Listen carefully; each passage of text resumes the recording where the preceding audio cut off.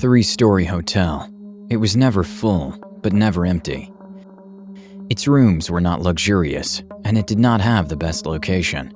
In fact, it was right next to a national highway. That was good for business travelers, but terrible for leisure travelers. They kept hearing cars passing by all night long. I chose it for the food. That was the only thing that stood out about the place. All the Google reviews agreed that they offered homemade food at a very affordable price. And to tell the truth, I was also attracted to the price. It wasn't too expensive for being next to the city. I needed to spend a few days in the area because I was writing my new book and I wanted to go to different places, to get out of my comfort zone so the ideas would come to me. It usually worked for me, but I had been sleeping badly for months, so I wasn't sure it would this time. I caught a plane and then a cab. There was no other way to get to the hotel. It was clear that it was geared to clients arriving by road. Otherwise, it was impossible to stay there. As soon as I got out of the cab, I was surprised at how beautiful the exterior facade was. It was spotless and lacked no detail. There were flowers adorning every corner, and the windows were spotlessly clean. I didn't expect that. I thought I would find a typical roadside bar, useful but improvable. I went in happy for what I had found outside and went to the reception. There was a young woman there who, according to my calculations, was not much older than 18. She was perfectly uniformed and at first spoke to me in perfect English. I told her I was from Spain, and she quickly switched languages, apologizing. After recording my details, she escorted me to my room. I was quite surprised with what I was seeing. I didn't understand why people didn't leave better reviews for that place, because apparently it was very good. That made me curious. It was clear that I was missing something. I went up to my room and decided to rest for a while. The trip had been long, and I needed to clear my mind to write. It was still noon, so I had time to get to know the place. I tried not to let too much light through the window and lay down on the bed. I really shouldn't have been aware of how tired I was. I woke up at 8 o'clock in the evening. It was already dark outside and I was very hungry. I was actually quite groggy. Sleeping so many hours during the day was rare for me, but I took a shower and ran downstairs to the dining room. To my surprise, there was no one there. I was all alone in a huge room with stone walls. The same receptionist who had served me in the morning brought me a small laminated sheet where I could read the menu.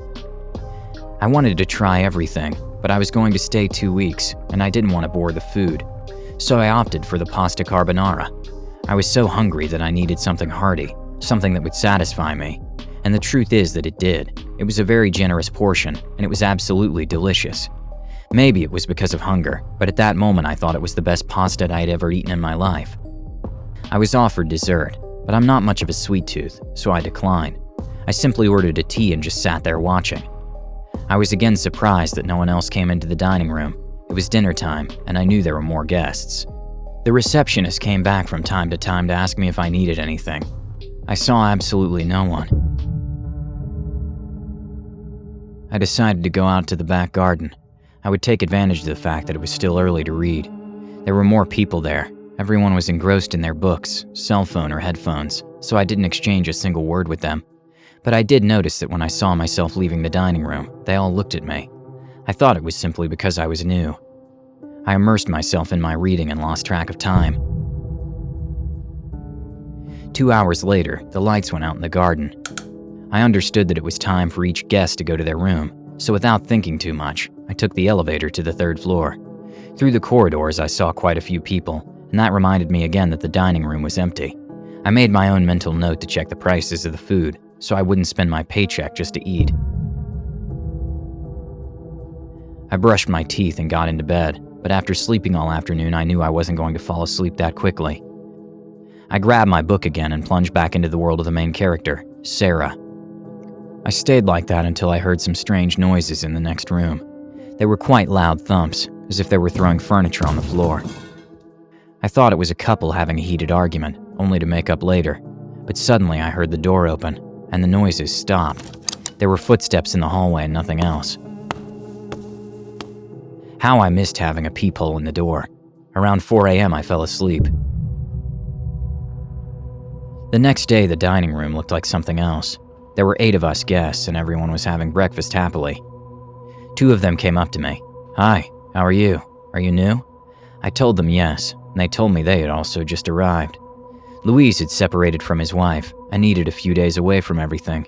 He didn't have money to pay for a spiritual retreat, but since the hotel had a garden and a forest in the back, it suited him. Mario, on the other hand, was a publicist and was on his way from one congress to another. He was going to work from there. We spent a long time chatting about our things, and then I went to my room to write. The creative life, although it may not seem like it, also needs a schedule. We agreed to meet at lunchtime, and that made me quite happy. It's always good to eat together. The morning flew by. I'd decided on several important points in my new novel. I usually write mystery prose, but to tell the truth, maintaining that thread of tension is very complicated, so sometimes I need moments of disconnection.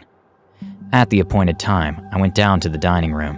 My 2 new friends were waiting for me at the table. There was only one other person there. After greeting them, I told them that I was surprised that there were so few people in the dining room when the food was so good. Mario said that the night before, he had seen a man eating a sandwich in the hallway. The 3 of us agreed that maybe they couldn't afford that much. Still, I kept thinking. The receptionist, who was as spotless as the first day, left us the menu and added that there were several dishes with the house specialty, mushrooms. I had no idea that was the specialty, but I hated them with all my might. My parents used to give them to me when I was little, until they discovered that they were bad for me, and I was able to get rid of them. I ordered a salad and a veal steak. Mario had rice with seafood, and Luis went for the mushrooms. He said they were delicious, but just looking at them made me sick. Before we left, the receptionist came back to our table.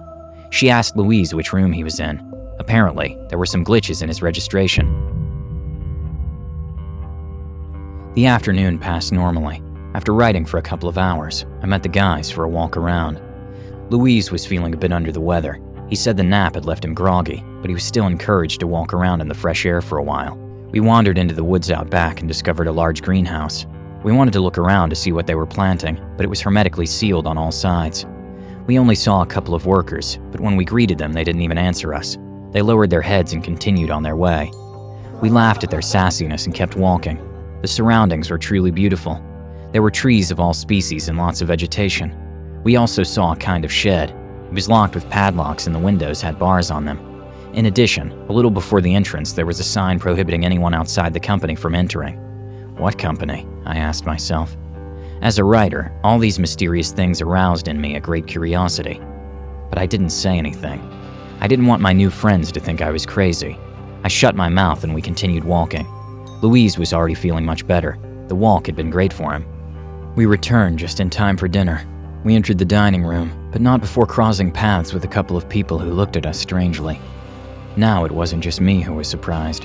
My colleagues commented on it as well. People were surprised that we were using the hotel dining room so much. What was the point of that? We sat down, and again the receptionist brought us the menu. To tell the truth, I already knew it by heart. She insisted that we could sit separately if we wanted, but all 3 of us agreed that we preferred to eat together. Louise was offered a sautéed mushroom dish and asked us if we would like to try it this time. Mario said yes, but he wanted a tiny portion just to taste them. I continued with my disgust for those plants and asked for a fish soup. This time the receptionist wanted to check Mario's room.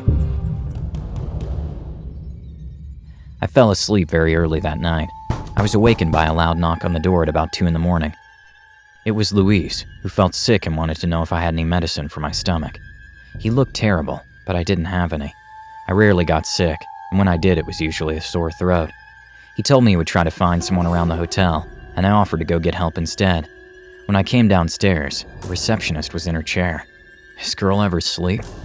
I went over, giving her a good scare, and told her what was going on. She told me that they had a doctor on staff and would send him to Louise's room right away. I was very surprised that they had a doctor on staff.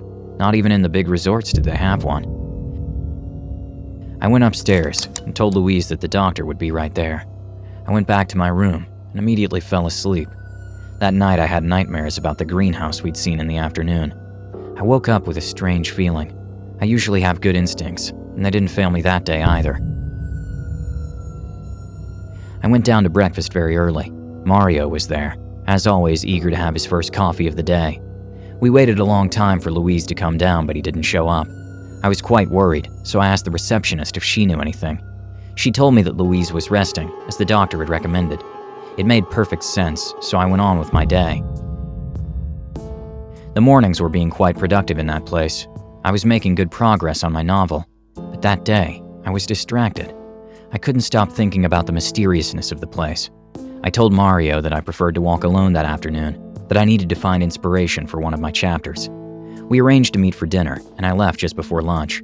I wasn't hungry, so I thought I'd go to a supermarket and have a snack. After shopping, I went back to the back of the hotel.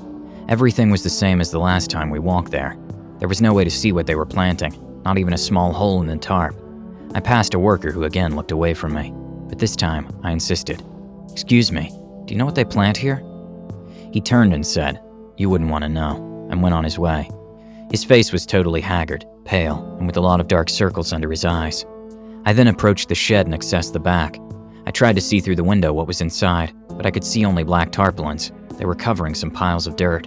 Nothing looked suspicious. I decided to leave and come back at night. There were things that didn't add up, and after what the operator had told me, I needed answers. When I came back, I met Mario at the entrance. He had heard strange noises in Louise's room. That's why he had knocked on the door, but no one opened it. Later, he saw the cleaners enter his room, which now had the door wide open. No one was there. Louise would not have left without saying goodbye, so I quickly went down to reception. The young lady very kindly told me that indeed the guest in 302 had gone home to recuperate fully. She asked him to give us his regards just like that. That sounded very strange to me. And to top it off, now it was Mario who was unwell. I asked him what he had eaten, and he told me ravioli stuffed with mushrooms. Then it all made sense to me. Maybe they were using the wrong mushrooms. Or were they doing it on purpose? If they were causing indigestion among the guests, surely they had already thought about it. I still had several days left, so I would keep an eye on things. In any case, I told Mario not to eat any more mushrooms. He answered, "What are you talking about, man? They're delicious." That night, as I had planned, I went back down. I grabbed my Swiss Army knife and went first to the greenhouse. I was convinced to cut the tarp to see what was hidden inside, but something caught my eye. 2 workers were wheeling a wheelbarrow toward the shed. They opened the door and went inside. I didn't know whether to follow them or to go ahead with my plan, and in the end, I opted for the second option. I thought that if they were distracted there, they would not notice my presence. I managed to gain access to the greenhouse, and then I could read a label, Acquaintances phalloides. What was that? I had no idea, but I wrote it down in my notebook and ran out of there. I hid under some bushes and waited to see if the workers would come out, but nothing. There was light in there, and for the 2 hours I was hiding, nobody came out of the shed. What could they be doing for so long? The situation became an obsession. My instinct told me that something strange was going on, but there was little else I could do at that moment, so I went back to my room. I turned on the computer and Googled Acquaintances phalloides, and then I understood everything. It's a very poisonous mushroom species, although similar in appearance to other edible mushrooms. They were poisoning people. I couldn't wait and ran to Mario's room. I knocked on the door several times, but no one would open it. I was completely desperate. I didn't want anything bad to happen to him, so I decided to go down to the kitchen. I was lucky that the receptionist was not in her place, so I got through without any problems. The kitchen was also deserted, and I didn't find anything strange. What could I do with that information? Should I call the police? I decided to wait for the next day and talk to Mario. But the next day, Mario did not show up. Again, the receptionist told me that he had left because he was indisposed. I thought that was absurd, so I ran off in the direction of the shed. The receptionist kept shouting my name and asking me to stop, but I didn't. I reached the entrance, and just then 2 workers were coming out. I pushed them away and lifted one of the tarpaulins. I couldn't believe it. They were Louise and Mario. They were dead and piled up next to other bodies. The receptionist was following me closely, and when she saw me inside, she took a gun out of her pocket. But just at that moment, a police patrol arrived and saved me. One of the operators, seeing what was about to happen, had reported what had happened. He could not carry more dead bodies. Upon inspecting the area, they found the famous hotel cook. She was an old lady, hairless and with many kilos. At the time of the arrest, she was in the greenhouse, fertilizing her mushrooms with human body parts. After many investigations, they concluded that the people in charge of that organization were experimenting with different amounts of poisonous fungus to see how far the bodies would resist. Once they died, they performed a thorough autopsy. In this way, they were creating an even more poisonous fungus, more and more lethal. I didn't finish my novel, but I decided this story deserved to be told because I could never think of anything more terrifying than my vacation in a roadside hotel. Welcome once again, horror lovers. Today's murderer is someone who loves human skin, no matter its condition or source. Whether it's from a youngster or an elder doesn't matter. Moreover, he always keeps a piece from each one of his victims. Irene had followed her routine of going out to run every morning, without fail, for a while now. She would wake up so early that the sun would start coming out once she was heading back home.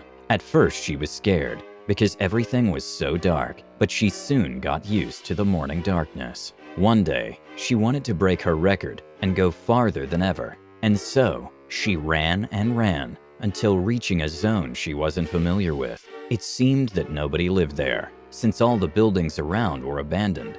Among them, one building stood out due to its luminous entrance to an underground parking lot. Irene thought it would be a good idea to go in there, have a look around, and then head back. She could finish her run right after, and she loved getting out of her comfort zone, feeling a bit of adrenaline every now and then. So she tied her shoes tightly and carefully went down the steep slope. That parking lot had a light on, which was strange since the building seemed abandoned and should have no electricity. And then, all of a sudden, she heard a strong thud at the other side of the lot. She decided to follow the source of that sound. Irene wasn't sure if she would know how to get back home, so if there was someone else there, she could ask them. She walked between dozens of abandoned cars.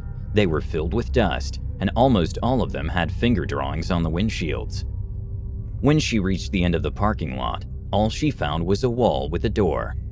And after a few seconds hesitating whether she should open it or not, she decided she had gone too far and that it was best to go back home. However, when Irene turned around to leave, she heard how the door opened behind her back. She turned around to greet whoever was there, but what she saw paralyzed her in fear. In front of her was a man with a face made of pieces of other people's faces, with the seams clearly visible, and on his back, he was carrying a corpse where the skin of their face had been torn off. Irene then lowered her gaze, and in shock she saw a chainsaw on the man's hand. And as that murderer started to approach her, Irene came back to her senses and ran away as fast as she could. But unfortunately, that man was much faster and caught up to her pretty quickly. Irene woke up handcuffed where she had seen the other corpse. Now she could take a closer look at that horrifying mask made of human skin. She knew she was done for, but even though nobody would hear her scream, she yelled at the top of her lungs and struggled as much as she could to see if her chains would yield. Irene stayed awake while that monster turned on his chainsaw and slowly approached her. And very carefully, the man cut her face. First the chin, going up the left cheek, reaching her forehead, and finally completing the entire shape of her face. Leather faced the murderer, then grabbed a bit of Irene's torn off skin and added it to his horrifying mask. The legend says that many years ago, in a town, lived a mother with her 3 children. Misfortune had knocked on their door when the father of the family died in an accident, leaving the wife alone with the children. After a while, the woman found a new partner and remarried. Again, there were 5 at home, but unfortunately this union was critical for the children because their stepfather was violent towards them. He mistreated them secretly from their mother for no reason and imposed severe punishments such as taking away their food, denying them water, or locking them in the basement. Although his behavior was mean and abusive towards all the little ones, much of his anger was vented on the eldest daughter, who received the most beatings and scoldings.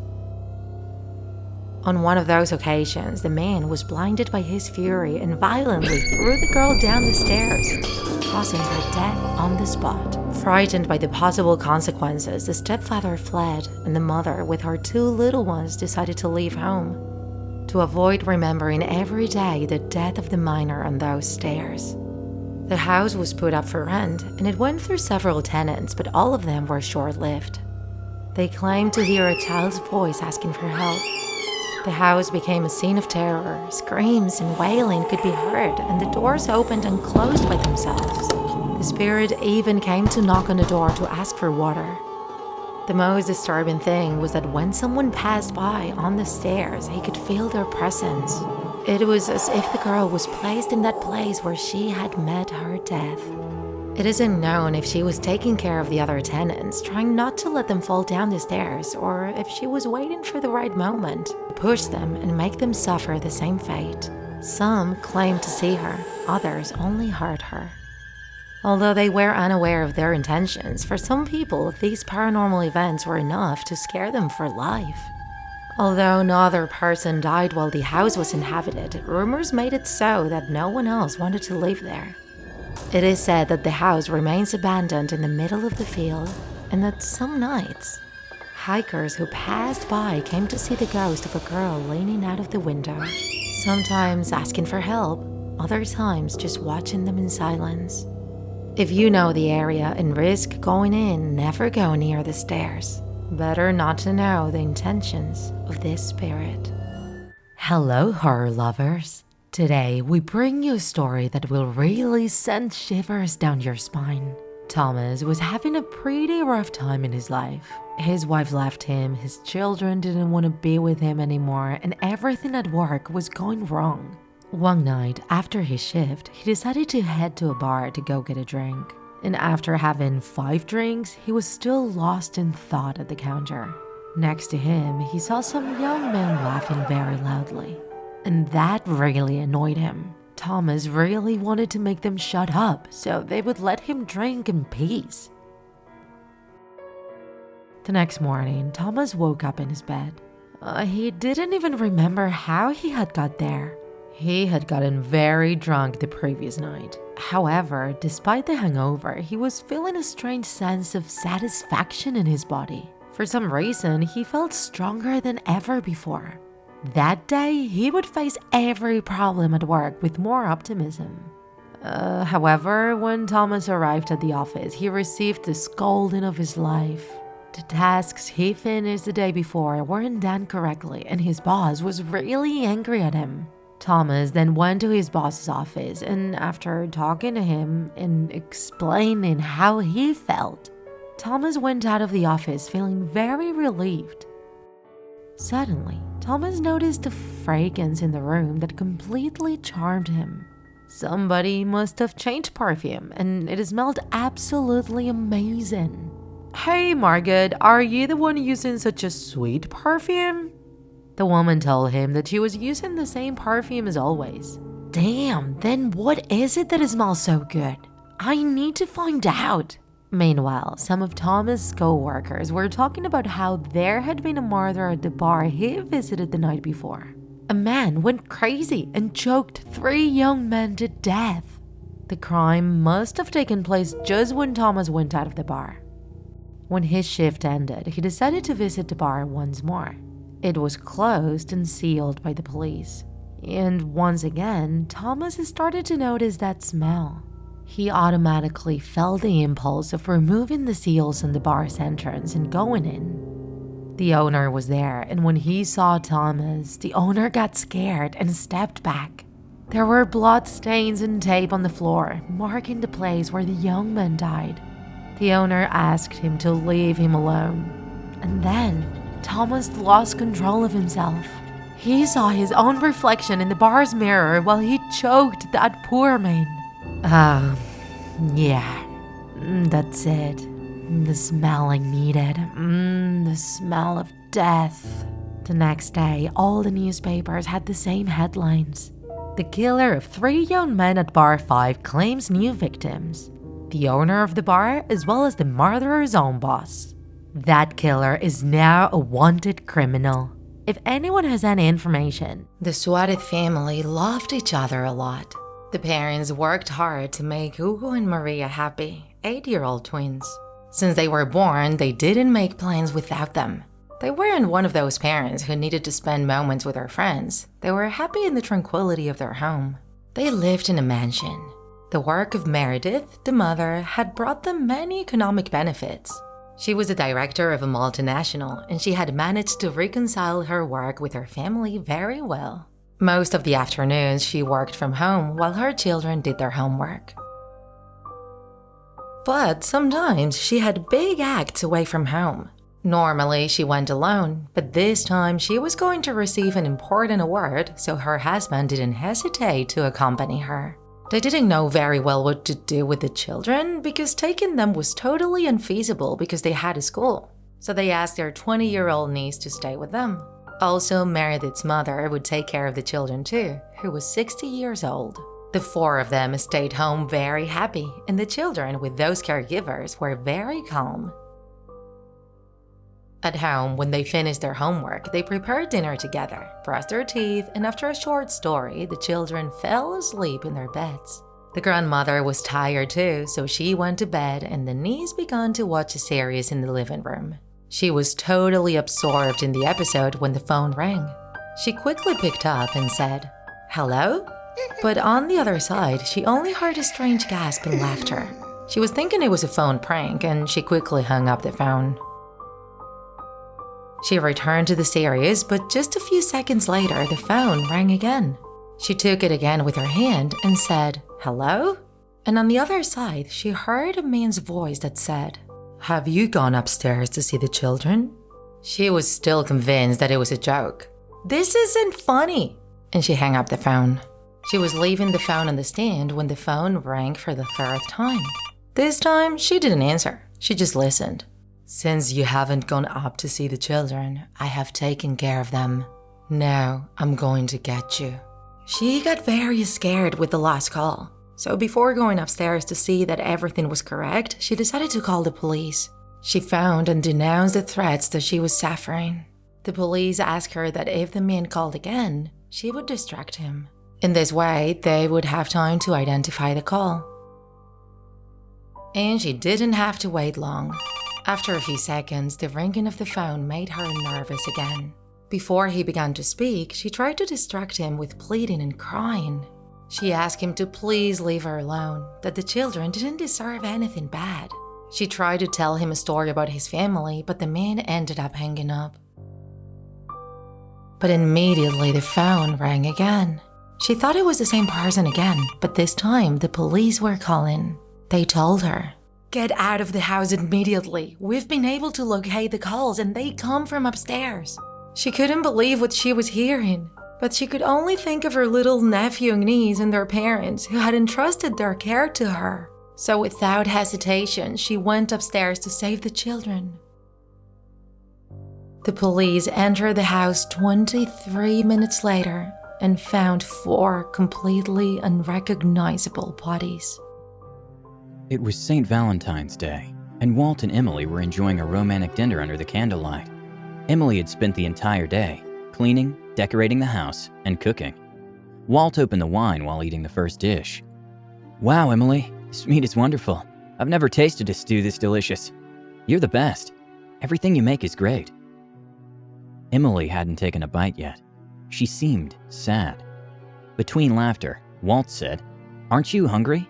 If you don't hurry, I'm going to eat it all. Or are you saving space for dessert?" "I know everything between you and Margaret," said Emily suddenly.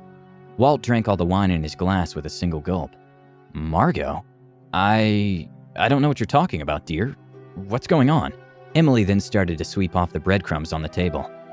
"You don't need to lie to me anymore." "You don't need to lie to me anymore. She showed me all the photos and messages. I know everything." An uncomfortable silence filled the room. And then, trying to grab his wife's hand, Walt said, "Emily, I'm sorry. It all got out of hand and I never wanted to hurt you. But I love her. I love you both. I know it's difficult to understand, but I just can't kick her out of my life." The two started to cry. Walt didn't know what to do. Emily had been his first love, and he had shared everything with her. He loved the life that they had built together. But when he met Margot, everything changed. He couldn't understand how he could love 2 women at the same time, and so intensely. But that's how things were, and he wasn't capable of choosing just one. "Do you actually love her?" "Yes," said Walt. "I don't expect you to understand, but I love you too, Emily, and I've never stopped loving you." "Do you have her in your heart? asked Emily. Yes, like I told you, I do love her. Emily then lifted her gaze from the table, looked directly at Walt with her shining eyes and said, Did you enjoy the meat in the stew? Walt got really pale and shook his head in negation. Now you also have Margot inside of you. And so you can now be with both me and her forever. It was the year 1996 and the television commercials showed the recent Nintendo 64 with its flagship game, Mario 64. Bob, 35 years old, was a lover of video game consoles. It was his passion since he was a child. He couldn't wait to get his hands on the new release, even though the console hadn't even gone on sale in stores yet. However, this night could be very special. In his city, a television program had organized an event in which a Nintendo 64 with the Mario game would be raffled. It was one of the few consoles that the company had distributed to various sectors to create expectation for future customers. Bob had registered online and had managed to participate in the event. He arrived at the chain's facilities 2 hours early, and he wasn't the only one, because there was a large group of children and teenagers at the door. During the wait, he felt somewhat irritated and indignant at the reaction of the other participants. Almost everyone looked at him as if they were facing an alien. "Aren't you too old for this?" a boy of 15 or 16 dared to say to him. "At your age, I would already have children and a wife," he heard another whisper behind his back. Bob just bit his tongue so as not to risk being expelled before entering.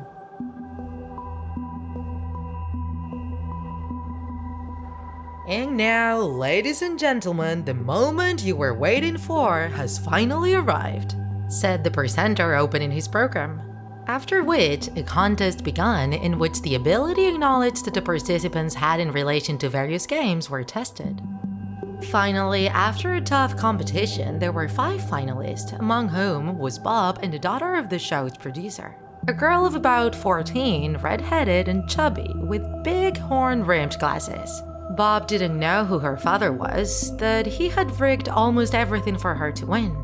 In the last part of the contest, there were 5 sections and the participants had to choose one at random. Behind each block, there was always a prize. And that's when Bob noticed that the presenter always showed a number from 1 to 5 with his right hand to the red-haired girl. She was doing it downwards and his movements seemed somewhat spontaneous, but it hadn't gone unnoticed by Bob, who realized that he was telling the girl what theme to choose. When the girl won, Bob lost control and said everything he saw out loud. The audience was silent looking at him, but they all laughed out loud when the presenter told him in a fake joking tone. "Come on, man, it's just a game. You will have the opportunity to buy your own console later. I'm sure you can buy it yourself and you won't have to ask your parents for it." Bob got even angrier with those words, so the presenter approached him, turning his back to the audience and covering his microphone, said, "Hey, I think you're right. You deserved that console, but I have another one. Don't worry. I just have to ask them to bring it to me, so wait for me outside and I'll bring it to you."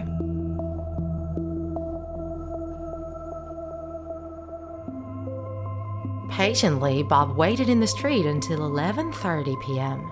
It was already very late and he saw that they were closing all the facilities. So he approached the gate guard and told him what happened on the show. The man told him he was sorry, but he could not let him in. Just at that moment, the presenter with other guards passed by the side of the door. Bob shouted at him from the door, claiming the promised prize. However, he sneered at him and said that he was impressed that he had fallen for such a simple lie and trap. Bob realized that the presenter had only told him this to keep him off the set and avoid a scandal on air. He lost control and began to insult him, but the presenter ordered his guards to take him away from there and threatened him with a severe beating if he dared to appear there again.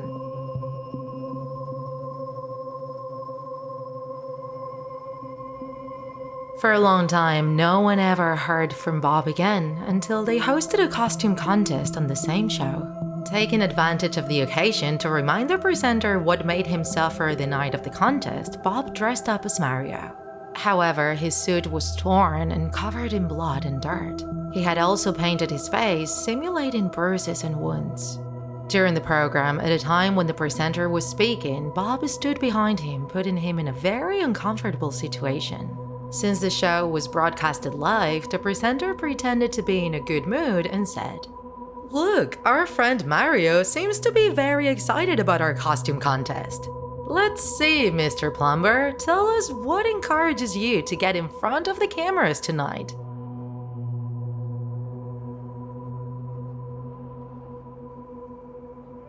Bob was silent for a few seconds, causing the presenter more discomfort, and then, in a soft voice, he said, "Tonight, I'm going to kill you and your family." In that instant, he recognized the man's voice and goosebumps rose. The presenter was going to use the humorous tone, as he always did, to make the audience laugh at Bob's words. But suddenly, all the lights inexplicably went out for 10 seconds, and when everything lit up again, Bob was no longer there.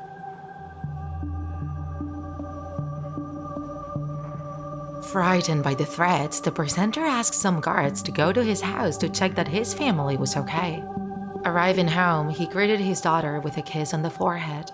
The young woman who had seen the program was worried, but her father assured her that no one would harm her. He had hired a couple of chained guards to watch the house that night. A couple of hours after he fell asleep, the presenter woke up agitated when he heard a loud noise. When he entered the room, he couldn't believe it. The furniture and the television were smashed, the guards were dead, and on the wall was written in blood in large letters, "It's me, Mario." Those were the words that the character said in the Mario 64 game. The man rubbed his eyes, trying to believe that it was all a dream, but everything was the same. Face pale, he ran back to his room. In his bed was the head of his wife, and the body was on the floor. The presenter was crying and screaming on his knees, with his face in his hands. Unfortunately, the worst part of the nightmare was yet to come. "Dad!" his daughter yelled. The man ran to the girl's room and found her dying on the floor, with her chest open and the Nintendo 64 embedded. Next to her was Bob in his bloody Mario costume, carrying a huge dagger. In those moments, terror outweighed anger, and the presenter ran. People say that Bob chased him into a ravine, and that the presenter fell there, breaking his leg, and finally being killed by his pursuer.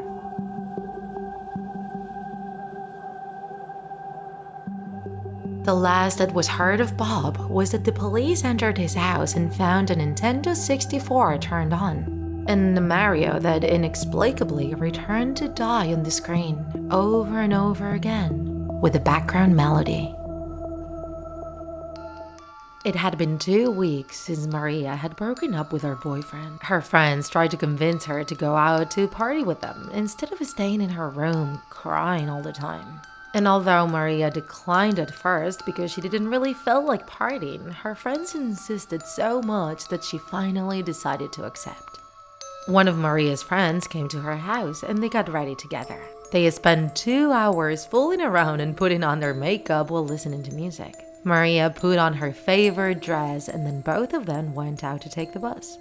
They eventually arrived to the nightclub to meet with Maria's other friends, and the line to get in was incredibly long. There would be a concert by a very famous artist that night at the club, and the entry fee was more expensive now, but they all knew getting in was worth the wait.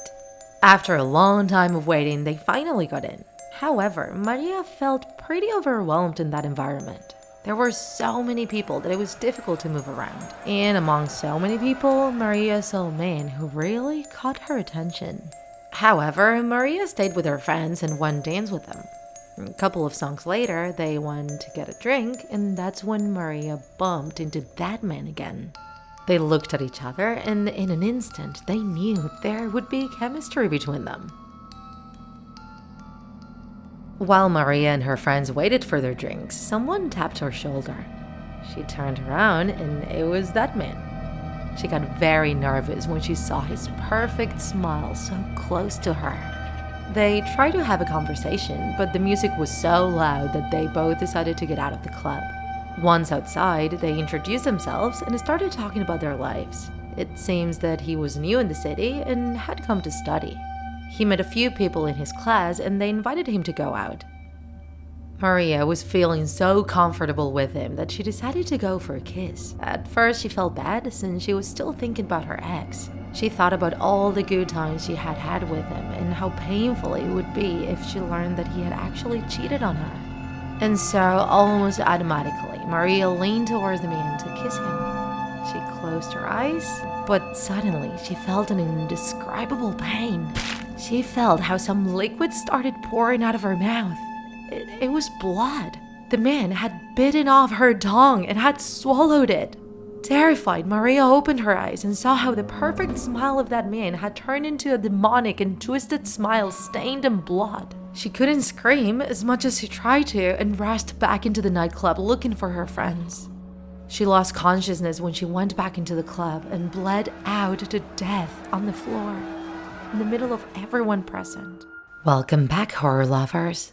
We hope you are ready, because today we bring you a story which will leave you restless and unable to sleep tonight. So, if you plan on watching today's video at night and in your bed, Alice had always been very close to her mother, and even though she loved her father as well, she had an even stronger bond with her mom. They were also very much alike. They were both blondes with blue eyes and both loved doing silly things. They would spend entire afternoons together and always had something to do. Alice's mom would help her with her homework, would play with her, and would even take her shopping. And her favorite moment of the day was going to bed, when her mom would tuck her in. Alice couldn't fall asleep without her mom caressing her face and giving her a kiss on the forehead. Then one night, Alice's father brought her to her grandma's house for no apparent reason. She realized her dad was strangely quiet, his gaze lost in the road as he was driving. His eyes were also watery, as if he was about to cry. He told her to stay at grandma's house and that he would pick her up the next day, since they would be busy and didn't want to leave her alone. Alice's grandma was also behaving strangely. She was usually the most joyful and smiley person she knew, but now she looked sad and listless. Alice knew something strange was going on, and nobody wanted to tell her. That night, Alice could only fall asleep until 3 a.m. That was the first time her mother didn't tuck her in, so she was struggling with falling asleep. Alice was woken up by her grandma, who was wearing a black dress and who also gave her the terrible news. Her mom suffered a heart attack and had to be hospitalized. Shortly after, she suffered another heart attack and ended up passing away. For Alice, it was a devastating blow having to attend the funeral of the most important person in her 6-year-old life. And after that, she would cry every night, wishing to dream about her mom tucking her in like always. Later on, during one of those nights when Alice was struggling to fall asleep, she heard someone saying, "Don't open your eyes." She instantly recognized the voice of her mother. And then she suddenly felt how a hand was caressing her face. She knew it had to be her mom due to the tact and gentleness with which she was being caressed. Alice wasn't sure if she was dreaming, but the feeling was so real. It must be an angel, she thought. And even though she was told to keep her eyes shut, she opened her eyes to see the angel. But then she saw that what she thought was her mother's hand was actually an emaciated hand with long and sharp claws. And the being in front of her wasn't an angel, but a creature with demonic appearance with white eyes and sharp teeth covered in blood. "I tell you not to open your eyes," said the monster. And while it drew its mouth closer to Alice's head, it stopped for a second to whisper, "Sweet dreams." How are you, horror lovers? Today we travel to Mexico to bring you the legend, the Street of the Lost Child.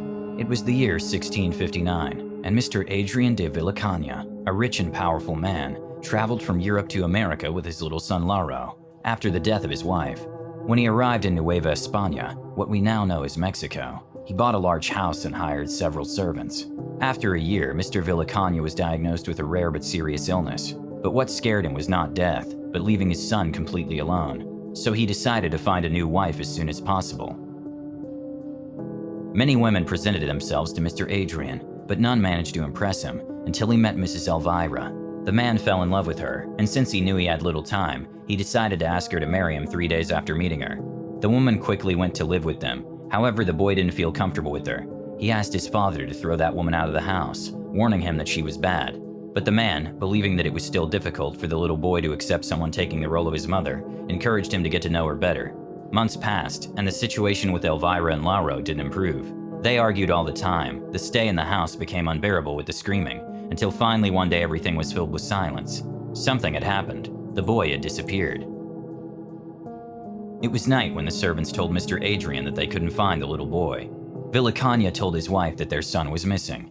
However, the woman barely turned to look at him, replying in a despotic and rude manner that she didn't care. Don Adrian was horrified, but at that moment the most important thing was to find the little boy. So without wasting time, he organized a search group. They all went out with torches at night, desperately shouting the child's name. Weeks passed and Lauro didn't appear. The man was more distressed every day. However, his wife acted as if nothing had happened, walking through the streets with her expensive dresses and with a perverse smile. That same afternoon, the man began to feel much worse when the expected tragedy occurred. Mr. Adrian died without having found his little one. From then on, Mrs. Elvira remained the sole heir to all his wealth. However, no one loved her. Everyone blamed her for the tragedies that had happened in her house. No one went to her parties or visited her, which caused Elvira to fall into madness.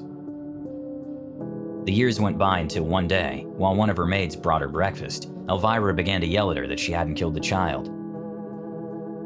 Seconds later, after a horrible fit of madness, the lady threw herself out the window. At that moment, a key fell to the floor. The maid grabbed it, and together with her coworkers, they went one by one through all the furniture in the house to see where that key was from. Suddenly, a door that had always been closed opened by itself, and immediately a horrible plague invaded the environment. Inside there was a trunk. They went over and tried the key. The object split open and the servants cried out in terror. Inside was little Lauro with his hands tied and his mouth covered with one of Mrs. Elvira's handkerchiefs. From then on, no one wanted to enter that place, and the street was nicknamed the Street of the Lost Child. It was Halloween night and the friends had gathered at Marcus' apartment to have dinner, chat, and have a bit of a scare. They were on the 8th floor, and the wind was making the windows shake strongly. Luis approached the window and looked out. "I think tonight is ideal to play the cup game." The others immediately agreed, except Carmen, who suddenly turned pale and threatened to leave if they insisted on playing this game. Her nervousness was so evident that the other young people ended the proposal and began to think of some other terrifying pastime. However, Marcus was left wanting and asked her why she felt so much rejection for a simple game. "It is not a simple game," Carmen answered, still nervous. And then she began to tell them a story that left them stunned. She said that about 2 years ago, she had done it with some friends. She didn't know what it was about, and one of the girls explained the rules to everyone. The cup game was a simplified variant of Ouija. Without a board, where a cup was placed upside down on a table, and then the participants rested their little fingers on it. This supposedly created an invisible force that attracted all types of spirits. It was said that when you began to play, things around you began to move. The candles went out, and the cup began to slide uncontrollably on the surface of the table. Carmen thought it was nonsense and laughed amused. But her smile suddenly faded when the game started and she saw the fluorescent lights overhead flickering. She looked at her friends. There were 5 of them in total. And they all had their eyes closed and didn't seem to realize what was happening. Carmen thought they were playing a practical joke on her, and she laughed nervously, determined not to be intimidated. Suddenly, she felt someone behind her push her, and one of her friends, who was on her right, with a voice that didn't sound human, said, "Don't make fun of the dead, Carmen." The young woman looked back, but there was no one there. She felt the skin on her arms stand on end and had a horrible intuition. There was someone under the table. She didn't dare lift the tablecloth to look, but she could almost feel the presence of that entity. She felt it very close to her legs, as if it were crouched. She tried to separate her finger from the glass and get up, but she couldn't do either. It seemed that her finger had stuck to the glass, which was now moving violently back and forth on the table. "Girls, let's get this over with," she said with a trembling voice, but none of her friends opened their eyes. They seemed to be in a deep trance. "Girls," Carmen repeated, trying to raise her voice. "I'm telling you that..." Then she screamed. The faces of her friends had transformed. They were no longer 16-year-old teenagers, but rather old women who seemed to have been dead for a long time. The old women opened their eyes at the same time and, in a horrible and perfectly synchronized chorus, told her, "You opened a portal to another world, which will soon close, but you will always have the key." Finally, Carmen was able to free herself from her paralysis and ran out of the house. When she saw her friends again the next day at school, they were still the same as always and didn't seem to remember anything. All her friends had been horrified and silent after hearing her story. Marcus reacted surprised. "Whoa, now it's Halloween! You've made my hair stand on end. Hey, what do you think they meant when they said you'll always have the key?" Carmen shrugged her shoulders. She told him that she didn't know, but just in case she always stayed away from that type of spiritualism games. Marcus agreed with her. If something like that had happened to him, he wouldn't want to play again either.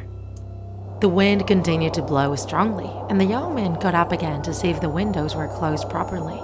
But when he did, his body trembled, there in the reflection of the glass. Carmen's face was that of an old woman who smiled at him with deep malice. What do you think of the story? Don't leave, we still have more terror. Tradition has it that years ago, in certain hospitals in the United States, they used black bracelets to record the time and cause of death of patients. If you found someone covered up, carrying one of those bracelets on a stretcher, you knew you were next to a corpse. Eric was a medical trainee at a hospital in North Dakota. His passion and dedication to saving lives were what kept him going during grueling shifts of up to 36 hours, leaving him exhausted. Last night had been particularly hard. The emergency room hadn't had a break, and he found himself for the first time caring for a patient without the support of another doctor. He fought for more than 2 hours for the life of the young woman, who was no older than 22. But her case was considered lost from the moment she was admitted, and the hospital chose to prioritize other patients with a better chance of survival. The injuries the young woman had suffered in a traffic accident were so serious that even if Eric had worked a miracle and saved her, the aftermath would have been devastating. The hospital's most experienced doctors had intervened on others injured in the accident, leaving Eric with the challenge of understanding the harshness of his profession. Despite the loss of that patient, they saved 3 lives in the worst traffic accident recorded in the region in months. The young doctor knew that the girl had probably never had a chance to survive, but his insights were devastated. Despite this, he sadly placed a black bracelet on the deceased. Although nurses normally took care of this task before sending the deceased to the morgue, Eric chose to do it personally so that the experience of his first death would serve as a lesson and motivation in one of the toughest professions. He memorized every feature of the young woman and covered her with a sheet before an orderly carried her in a stretcher down a long hallway to the mortuary. By the end of his shift, he looked like a ghost, his face haggard with exhaustion, and the emotional shock of not saving the girl had left him exhausted. It wasn't the first time he had witnessed death on an operating table, but this was the first time he was the doctor in charge and felt completely responsible. He went over every move in his mind, looking for mistakes or actions he might have overlooked. But he knew he had done his best. Sometimes fate was simply unforgiving. With his eyes lowered and almost in a state of drowsiness, he entered the elevator toward the 7th floor, where he kept his clothes. The only thing he wanted at that moment was to change and go home to rest. It was 4 in the morning and the hospital seemed desolate. Eric was so deep in thought that he barely noticed anyone was inside the elevator when he entered. A woman of about 60 greeted him with sympathy. "Wow, I thought I looked bad. What happened to you?" Eric turned and saw the lady, who was also pale and exhausted. Although he didn't feel much like talking, he responded, "Today has been an extremely difficult day. I don't know how I'm still standing. I lost my first patient," he said with a gesture that indicated he was on the verge of tears. The woman gave him words of encouragement and assured him that as a professional, he had done everything in his power. That profession brought as many joys as it did sorrows. She advised him not to be so hard on himself. Eric thanked her for her words and told her that surely the next day, after resting, he would see everything differently. Suddenly, the elevator door opened on a floor that neither of them had selected. Looking out, he saw the silhouette of a young woman in the hallway, who slowly turned towards them. Eric, upon seeing the girl's face, stepped back abruptly and leaned against the elevator wall, pointing at the young woman and trying to say something, but unable to articulate a word. Then, as if regaining control of his body, he rushed towards the elevator panel, repeatedly pressing the door close button. The woman inside the elevator looked at him in bewilderment as the doors closed a few centimeters from the young woman who was approaching. "I saw that girl," Eric said, stuttering with shock. "I saw her die. I couldn't do anything to save her, and I put a black bracelet on her." The woman, who had been standing by the elevator wall, smiled as she raised her arm and asked, "Do you mean a bracelet like this?" He turned to look at her and saw that on her wrist she was wearing a black bracelet identical to the one used in the hospital. The young doctor fainted from fright, briefly grabbing the woman's arm as he fell to the floor of the elevator. Minutes later, they found him still passed out on the ground. Everyone attributed his collapse to exhaustion, but he knew that what he had experienced was real. He had in his hand a black bracelet that he had accidentally torn off the woman's arm before he passed out. Upon examining it, he was able to confirm that the woman had died 2 years earlier in a traffic accident, very similar to that of the young woman he tried to save. Don't change the video yet, TikTakers. This hasn't come to the end. That day, the teacher appeared in the classroom introducing a new student. His name was Marcus. Javier, the most popular boy in the class, soon laughed and made the entire class burst into laughter when he saw that his new classmate was hugging a Barbie doll. "How old are you? Are you still a baby?" he shouted out loud, making Marcus look ridiculous.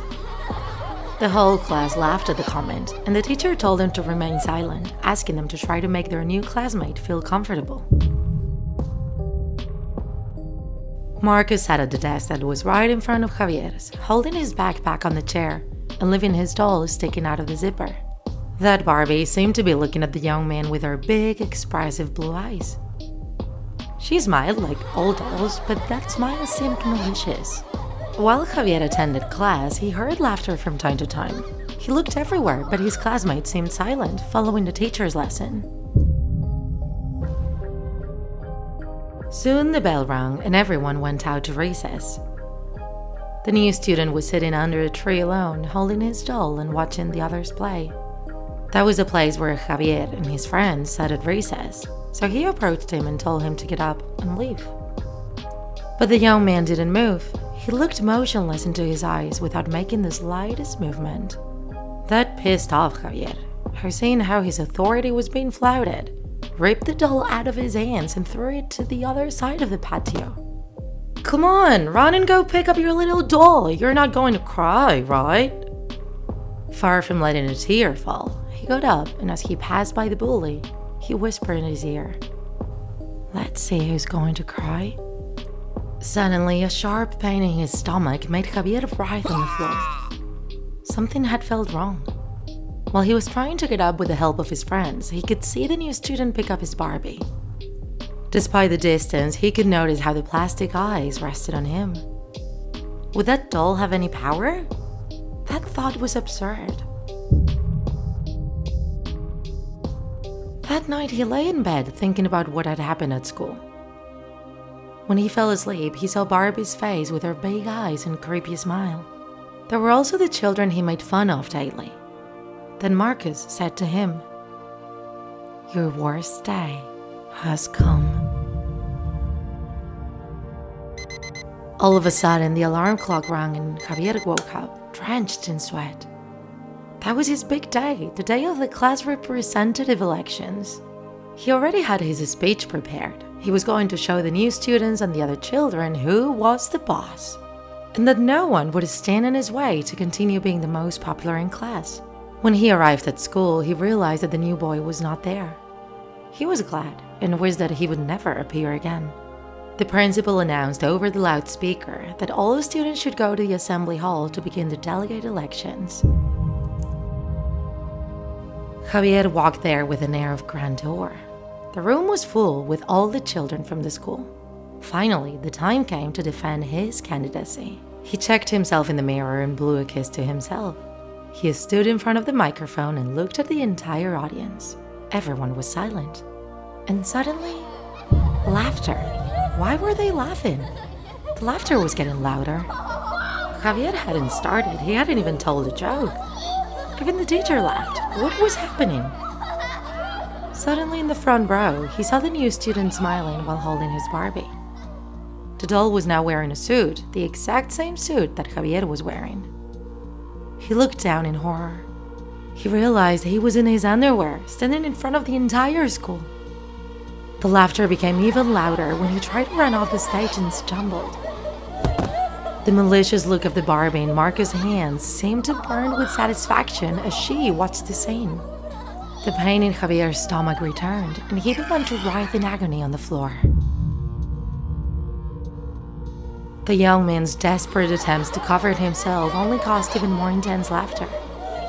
His friends, who used to follow him as if he were a leader, were now mocking him mercilessly. The new boy, Marcus, approached slowly, holding the doll in front of him as his smile widened even more. Javier looked into the doll's malevolent eyes and silently prayed that everything was a nightmare. But the terrifying reality didn't disappear. Then Marcus dropped the Barbie on Javier's defenseless body. The doll seemed to come to life. Its eyes lit up and its smile became even more sinister. The lights in the assembly hall flickered and dimmed briefly, and when they came back on, Javier had completely disappeared. The room was empty except for the Barbie, who was now standing on the stage, staring at the audience. A shiver ran down the spines of everyone present when the doll began to laugh, a laugh that resonated in the air like a disturbing echo. The temperature in the room began to drop drastically, and the doll grew in size until she reached the height of a child. The teachers and the students tried to flee in terror, but an invincible force kept them trapped in place. The Barbie, now giant, slowly approached the audience. When she finally reached one of the teachers, she grabbed him with her plastic hands and lifted him into the air. His squeals filled the room. One by one, the doll trapped them all and subjected them to a terrible fate. The assembly hall was filled with chaos and horror, while Barbie's laughter echoed in the air. Only a couple of cleaning workers survived to tell what happened at that school. The doll and her terrible revenge remained a horror legend that tormented students for generations. A reminder that the unknown shouldn't be mocked.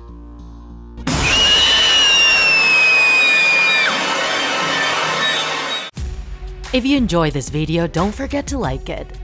And if you want to see more Draw My Life horror videos, subscribe to our channel. See you in the next episode.